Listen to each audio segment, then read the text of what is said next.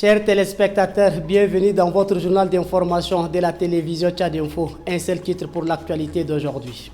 Le regroupement des partis politiques dénommé le groupe de concertation des acteurs politiques constitué de 13 partis politiques a introduit une requête auprès de la Cour suprême pour le retrait de l'ordonnance relative aux attroupements en République du Tchad. Détail dans ce journal.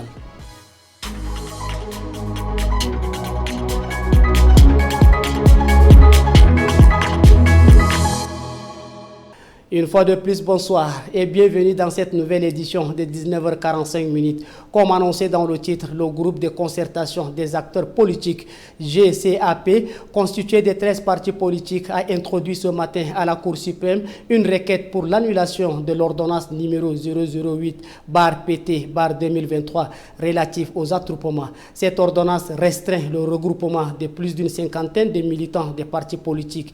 Elle fixe aussi une autorisation préalable des autorités avant tout rassemblement public. Suivez le reportage réalisé par Yves Dangourbé.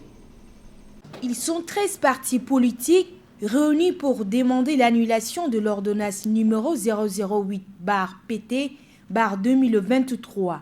Ce document jugé arbitraire et restrictif à la liberté, il interdit tout regroupement de plus d'une cinquantaine de personnes sans une demande préalable auprès des autorités de transition. Et ce matin, le regroupe des concertations des acteurs politiques demande son annulation. En date de 1er août 2023, le gouvernement tchadien avait profité de la loi qui l'habilitait à prendre ordonnance, a eu à prendre 4 ordonnances. Premier d'abord, concerne l'état d'urgence, après relativement aux réunions, aux manifestations et bien d'autres.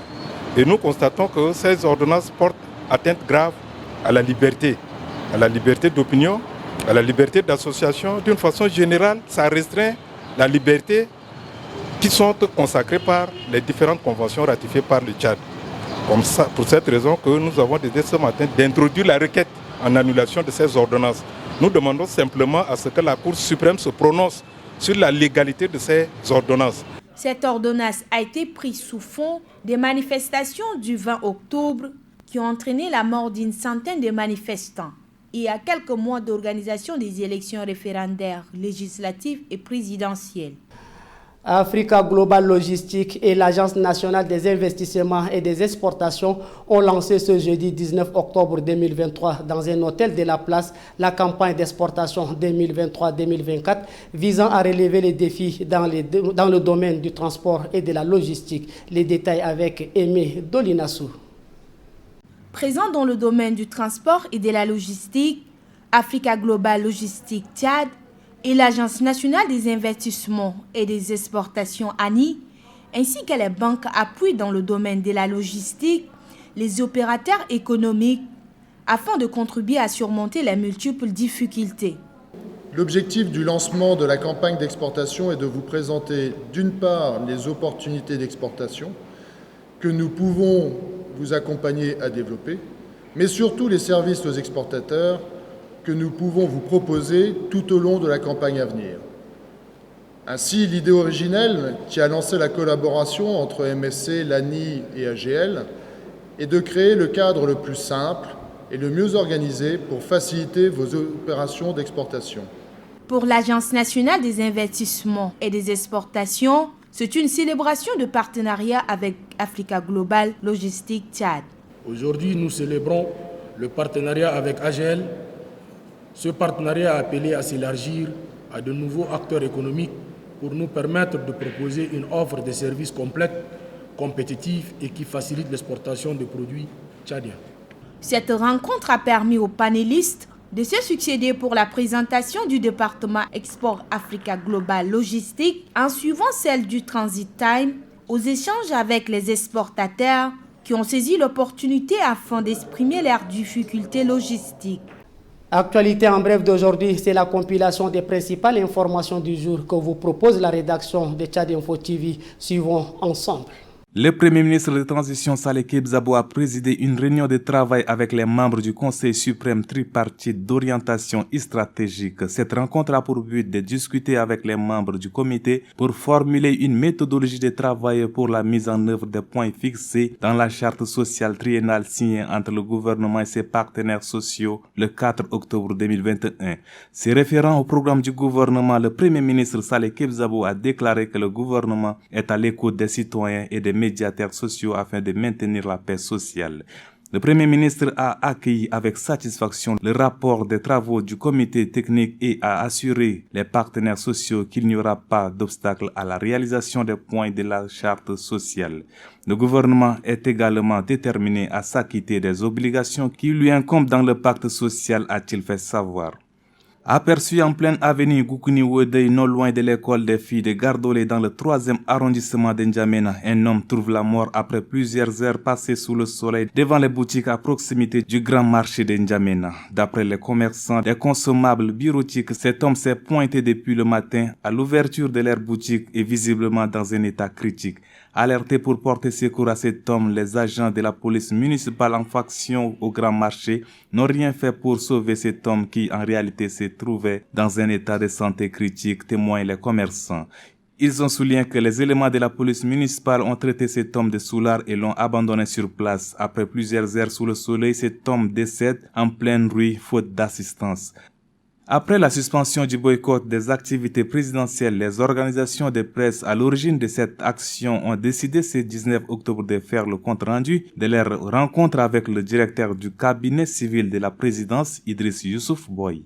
La suspension du boycott des activités présidentielles est intervenue le 6 octobre, juste quelques minutes après une rencontre avec le directeur du cabinet civil de la présidence. Ce boycott décidé début septembre est justifié notamment par les entraves à la liberté de presse émanant de la direction de la communication de la présidence.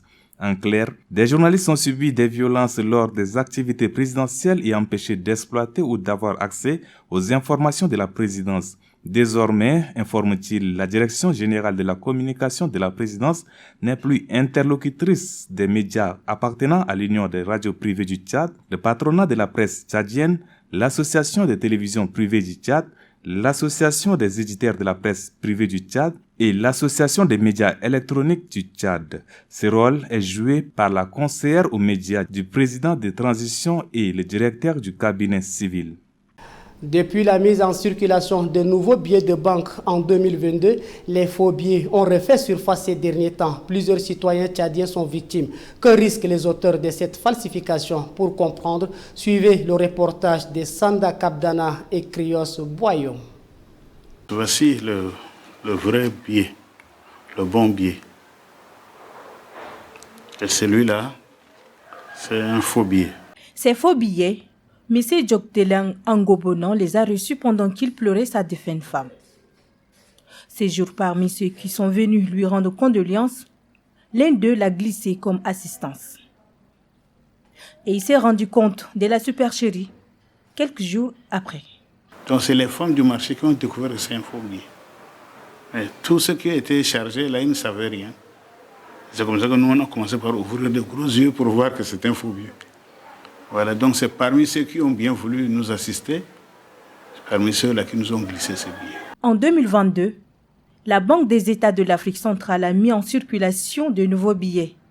Depuis cette date, les faux billets sont signalés de part et d'autre. Mais que risquent les auteurs? Parlant de la falsification des billets de banque ou de la monnaie, au Tchad, ces actes sont prévus par les dispositions des articles 241, 242 et 243 du Code pénal.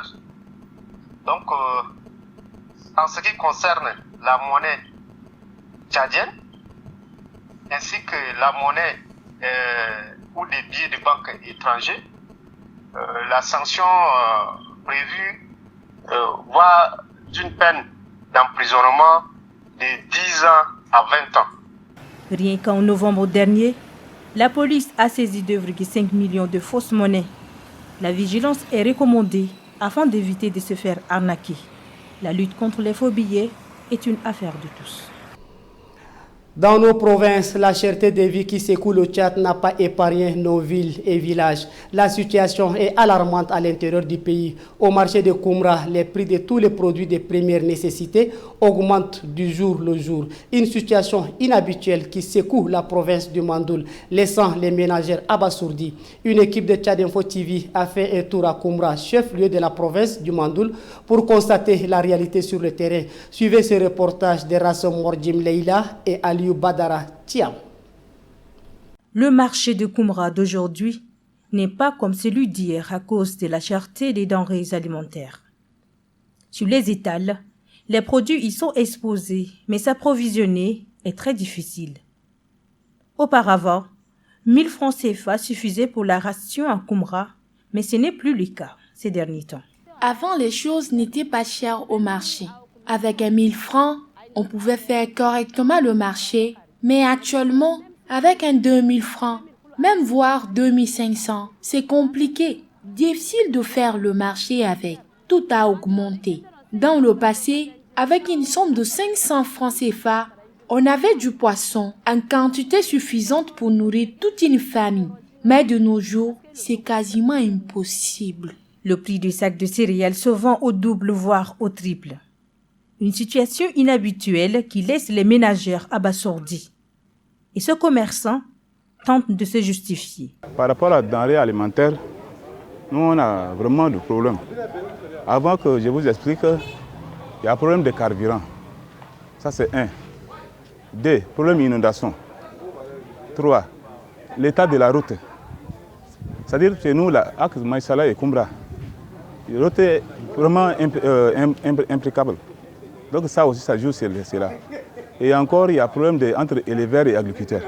Cette situation est intenable selon le maire de la ville de Koumra. Pour lui, à l'allure où vont les choses, le pire est à craindre. Le prix augmente. Le prix augmente, que ce soit le mil, que ce soit l'arachide, etc.